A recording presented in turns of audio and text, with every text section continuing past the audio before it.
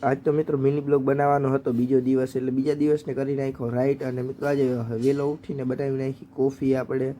અને જો આ રે કોફી. અને મિત્રો એટીએમ આવી ગયું ને એટીએમ આવીને આપણે ઉપાડી લીધા પૈસા થોડાક. પેલા તો મિત્રો બધાને જય દ્વારકાધીશને જય શ્રી કૃષ્ણ. મિત્રો અત્યારે બનાવું છું મિત્રો કોફી, અને ભાઈ ગરમા ગરમ કોફી 3 જણા માટે બનાવવાની છે. મિત્રો ખાતર લઈને બેસી ગયો લુગડાનું કટિંગ કરવા માટે, કારણ કે તમારા ભાઈએ મિત્રો લુગડા સીવવાનું ચાલુ કર્યું છે હમણાંથી. મિની બ્લોગ બનાવવાનો બીજો દિવસ હતો, એટલે આપણે બીજા દિવસને કરી નાખ્યો રાઈટ.